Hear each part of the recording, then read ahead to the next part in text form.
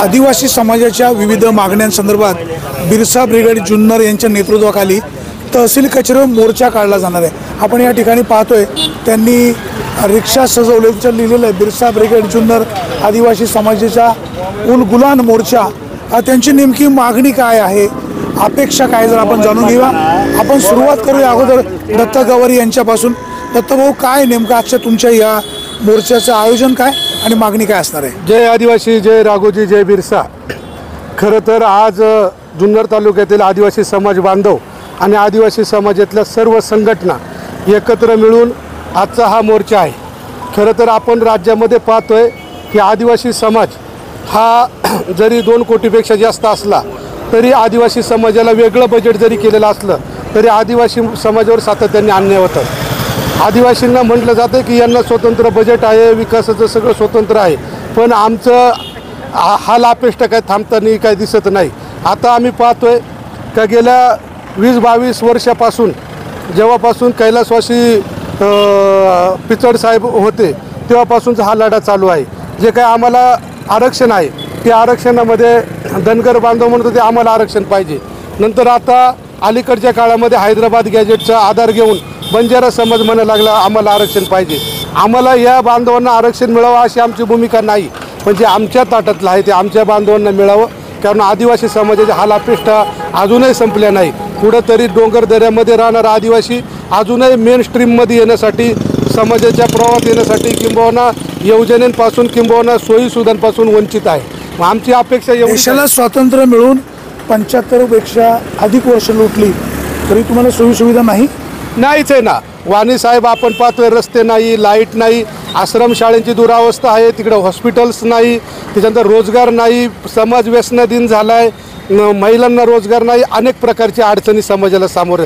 तर त्याच्यामध्ये ही नवीन अडचण आहे की आमच्या आरक्षणामध्ये घुसायला लागलेत, आमच्यामध्ये बोगस लाखापेक्षा जास्त घुसलेत। सुप्रीम कोर्टाने सांगितलं की 12,500 जे काय आदिसंख्य पद आहे ती खाली करा आणि खऱ्या आदिवासींना द्या, ते सुद्धा हे शासन करत नाही। दुसरी गोष्ट अशी का जे पेसा भरती आहे ती पेसा भरतीसुद्धा अद्याप झालेली नाही, ती बी कॉन्ट्रॅक्ट बेसिसवरती आहे। दुसरी गोष्ट अशी जे काय आमच्या आश्रमशाळा आहेत तिथं जी काय आमची भरती व्हायला पाहिजे रोजंदारी तत्वावरती डिपार्टमेंटच्या वतीनं, तिथंसुद्धा खाजगी करून वेगळ्या बाह्य स्रोताद्वारे घेतलं जातं आहे।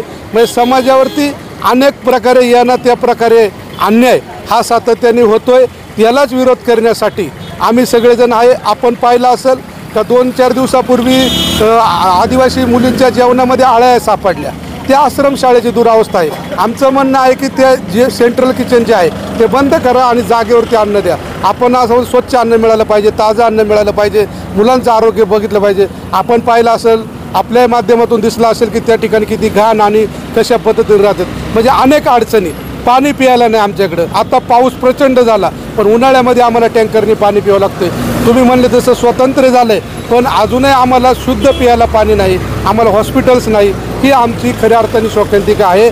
आणि याच्याच विरोधामध्ये आम्ही सर्व समाज बांधव एकत्र येऊन मग सगळ्या संघटना सर्व पक्षीय नेते बाजूला सगळं ठेवून आज आम्ही शासनाकडे आमच्या मागण्यासाठी आणि जे काही धनगर बांधव किंबहुना वंजारी बांधव समाज आरक्षणामध्ये येऊ पाहते त्यांना विरोध करण्यासाठी आम्ही खऱ्या अर्थाने आज जमलेलो आहे। त्यांना सवलती मिळाव्यात परंतु तुमच्या आरक्षणामध्ये ढवळढवळ नको अशी मागणी 100%। तुम्ही त्यांना ऑलरेडी त्यांना तसंही आरक्षण आहे NT अबकडं, तिथून त्यांना सुविधा वाढवून द्या, काय करायचं ते करा, परंतु आमच्यामध्ये कोणाला घेऊ नका, ही आमची घुसखोरी नको। दादा, तुम्ही काय सांगाल? तर एवढे वर्ष राजकारणामध्ये आहे, आजही जुन्नर तालुक्यातील अनेक समस्या 5वीला पुजलेल्या आहेत आणि आता तुमची जी मागणी आहे की बाबा आमच्या आरक्षणाला धक्का लागू नये, तुम्ही काय सांगाल? नाही, आमचं म्हणणं आरक्षणाचा मुद्दा प्रथमतः आहेच की आमच्यामध्ये दुसरं कोणी येऊ नये, त्यांना वेगळं आरक्षण दिलं तर आमचं त्याला काय हरकत नाही। परंतु त्याहीपेक्षा आमचे जे पेसा कायदा आहे त्या पेसा कायद्याची अंमलबजावणी नीटपणे होत नाही आणि ती अंमलबजावणी नीटपणे न झाल्यामुळं आज जी दुरावस्था आमच्या आदिवासी भागामध्ये तुम्हाला दिसते, रस्ता असेल, पिण्याच्या पाणी असेल, आरोग्य असेल, शिक्षण असेल, ह्या सगळ्याच गोष्टी दुरावस्था झालेल्या आहे। त्याचबरोबर आमचं म्हणणं असं आहे की आदिसंख्याभार पदानिमित्त जे काही कर्मचारी आमचे ते कर्मचारी म्हणजे बोगस आहेत, म्हणजे हे आम्ही नाही म्हणत, शासनाने सर्वोच्च न्यायालयाने निकाल दिला की एवढी पदं 12,500 पदं ही बोगसांनी लाटलेली आहेत, ती खाली करून त्या ठिकाणी आमचं प्रमुख मागणी आहे का ती त्वरित शासनाने, कारण शेवटी शासनाचा अधिकार आहे शासनाने ते खाली केलं पाहिजे आणि त्वरित त्या ठिकाणी ओरिजिनल आदिवासी भरले पाहिजे. आता समजा पेसा अंतर्गत काही भरत्या आमच्याकडे सुरू झाल्या, परंतु त्या बाह्य स्तोत्रामार्फत झाल्या. आमचं म्हणणं आहे की स्थानिक जे रोजगार आम्हाला पाहिजे, आमचे जे आदिवासी मुलं शिकलेली आहेत किंवा तिथल्या महिला असतील त्यांना तिथं रोजगार दिला पाहिजे. ते नाशिकवरून कुठून तरी तिकडून भरती केलेली ती माणसं इकडे आणून ठेवलेत. म्हणजे ही जी आदिवासींची एक कागदावर दाखवायचं तुम्हाला खूप काही सवलती, त्यावेळेला तुम्ही असं वाचाल किंवा यांना प्रचंड अशा सवलती आहेत, परंतु प्रत्यक्षात बघायला जर गेलं तर काहीच आमच्या पदरात पडत नाही. आणि त्याच्यासाठी आजचा लढा जो आहे आमचा सर्व संघटना मिळून शासनाला जाग आणण्यासाठी आम्ही या मोर्चाचं आयोजन केलेलं आहे. शासनाला जाग आली पाहिजे, आदिवासी समाजाचे हक्कापासून ते वंचित नाही राहिले पाहिजे. दादा तुम्ही काय सांगाल, काय भूमिका आहे आणि सरकार टोलवाटोलवी का करते? सातत्यानं आदिवासी समाजावरती जरी आदिवासी समाजाला 45 जातींना 60% आरक्षण दिलेलं आहे, परंतु सातत्यानं आमच्या आदिवासी समाजामध्ये घुसखोरी मोठ्या प्रमाणात झालेली आहे. घुसखोरी मोठ्या प्रमाणात झालेली आहे. गेले अनेक वर्ष धनगर बांधव आम्हाला एस टीमध्ये आरक्षण द्या. आता जे हैदराबाद गॅजेट समोर आलं त्याच्यामधून आता वंजारी बांधवसुद्धा निघाले की आम्हालासुद्धा एस टीमध्ये आरक्षण पाहिजे. सातत्याने आदिवासी समाजावरती या आपल्या तालुक्यामधून या मागणीसाठी दबाव का निर्माण केला जात नाही? लोकप्रतिनिधींना तुम्ही का भेटत नाही आणि त्यांचं सहकार्य मिळतंय का? नाही, त्यासाठी आम्ही लोकप्रतिनिधींकडे जाणार आहोत. याच्यापूर्वी ज्या वेळेस धनगर समाजाने उठावं केली त्यावेळेस आम्ही पुणे जिल्ह्यातील सगळ्याच प्रतिनिधींकडे गेलो, त्यांचं मत आम्ही आजमावून घेतलं आणि आत्ता पुन्हा स्वर्गीय वंदनीय पिचड साहेब होते तोपर्यंत आम्हाला भक्कम असा आधार होता. परंतु ते गेल्यानंतर खऱ्या अर्थानं आता अनेक समाज उठायला लागलेत, अनेक समाज एस टीमध्ये समाविष्ट व्हावं असं मागणी करतायत. परंतु खऱ्या अर्थानं आदिवासी समाज अजूनही सर्व समाजाबरोबर चालण्यासाठी प्रबल झालेला नाही आहे. अजूनही अनेक वर्षापर्यंत या सवलती अशाच ठेवल्या पाहिजेत. ज्यावेळेस आत्ताशी कुठंतरी आमचा समाज शिकतोय, समाजात वावरतोय, आत्ताशी कुठंतरी बोटावर मोजण्या इतके डॉक्टर्स वकील्स निर्माण व्हायला लागलेत समाजात. तर यासाठी जर अशी बाहेरील आक्रमणं आमच्या समाजावर झाली तर निश्चितच आदिवासी समाजाची दुरवस्था झाल्याशिवाय राहणार नाही. आणि म्हणूनच हा सर्व समाज आज जुन्नर तालुक्याच्या कचेरीवरती या शासनाचा निषेध करण्यासाठी एकत्र आलेला आहे. दादा आता तुम्ही काय सांगाल, एवढे वर्ष देशाला स्वातंत्र्य मिळून झाले, अनेक मुख्यमंत्री झाले, अनेक आदिवासी मंत्री पण झाले, असं वारंवार घडतं, मोर्चा काढायची पाळी येते? मोर्चा काढायची पाळी येते म्हणजे शासन फक्त आम्हाला नाममात्र आरक्षण दिलेले आहे आणि त्या आरक्षणापोटी फक्त आदिवासींचं 9% बजेट बाजूला केले आणि त्याला स्वावलंबी म्हणजे पिचड साहेब असताना ते करून घेतलेले आहे. परंतु त्याच्यातल्या आता काही निधी पळवला जातो, काही निधी डायव्हर्ट केला जातो, दुसऱ्या ठिकाणी फिरवला जातो. असे अनेक प्रकार हे राज्यकर्ते करतात. आणि या आत्ता यांनी सांगितल्याप्रमाणे या नोकर भरतीच्या काळामध्ये जे 12,000 लोकांची घुसखोरी झालेली आहे त्याचा सुप्रीम कोर्टाने निकाल देऊनही त्याच्यावर कार्यवाहीची पूर्तता शासनानं केली नाही. आणि ती पूर्ण करण्यासाठी शासनाला जाग आणण्यासाठी आम्ही सर्व आदिवासी, महादेव कोळे असेल, ठाकरे असेल, कातकरी असेल, बील म्हणजे या तालुक्यात जे आदिवासी समाज आहेत ते सर्व एकत्र येऊन शासनाला निवेदन देऊन शासनाला जाग आणण्यासाठी आम्ही एकत्रितपणे मोर्चाच्या रूपाने त्या ठिकाणी. आदिवासी समाजाला जे आरक्षण आहे, त्यांच्या ज्या मूलभूत सोयीसुविधा आहेत त्याच्यावर जर इतर मंडळी जर आरक्षण लादत असतील किंवा त्यांच्या जागेवर त्यांची काही भरती होत असेल तर दुर्दैव आहे. शासनाने या संदर्भामध्ये गांभीर्यानं घेणं गरजेचं आहे. तसं होताना दिसत नाही. संबंधित आदिवासींच्या नेत्यांनी सुद्धा याच्यामध्ये लक्ष घालण्याची गरज आहे. त्याचबरोबर राज्य सरकारने सुद्धा अशा प्रकारे या लोकांवर अन्याय करायला नको म्हणून ही सगळी मंडळी एकत्र झालेली आहेत. आपल्यासोबत काही महिला आहेत. ताई तुम्ही काय सांगाल, एवढे वर्षही हा प्रश्न मार्गी लागत नाही? नमस्कार. जय आदिवासी, जय राघोजी, जय बिरसा.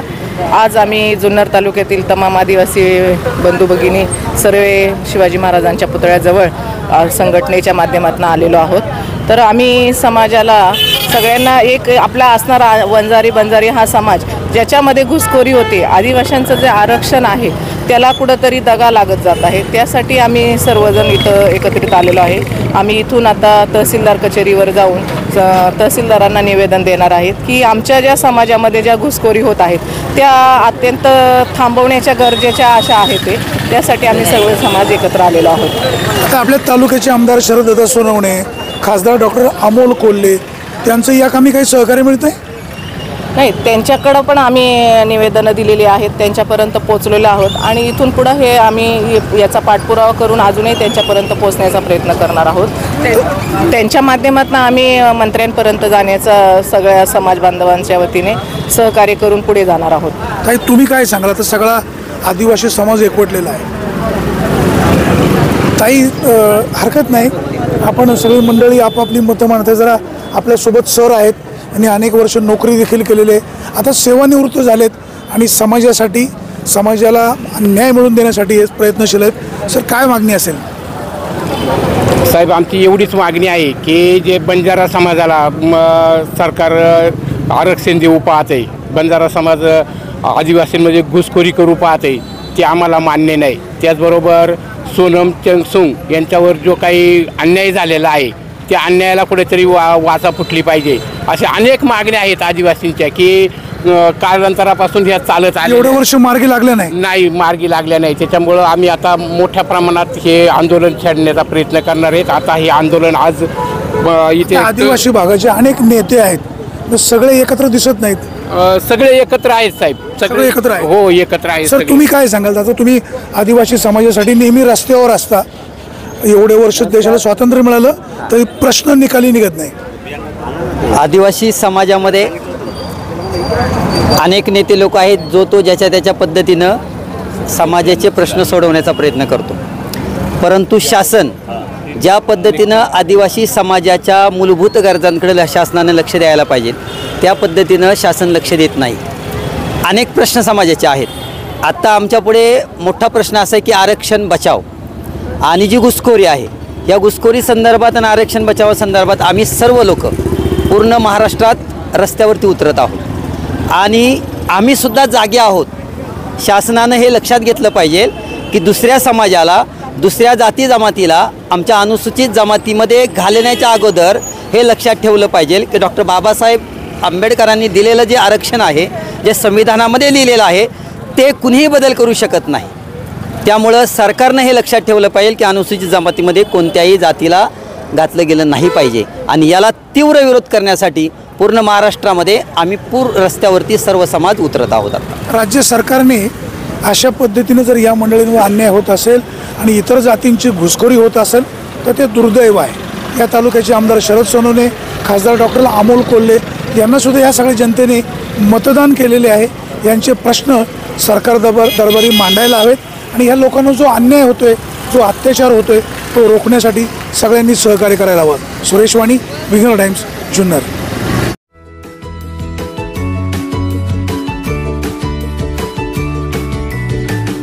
बातम्या शेतीच्या,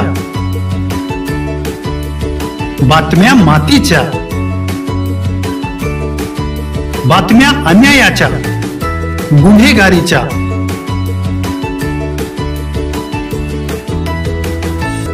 राजकारणाच्या आणि समाजकारणाच्या, शोषणाविरुद्ध बुलंद आवाज, जनसामान्यांच्या हुंकाराची गाज, सत्कार्याला प्रोत्साहन, दुष्कृत्याला अनुशासन, निर्भीड, निस्पृह, सडेतोड, बेधडक आणि रोखटोक म्हणजेच विघ्नहर टाइम्स, शोध बातमीचा, ध्यास सत्याचा। आपलं चॅनल, आपली बातमी। सबस्क्राईब तर कराच, पण बेल आयकॉनवर क्लिक करायलाही विसरू नका।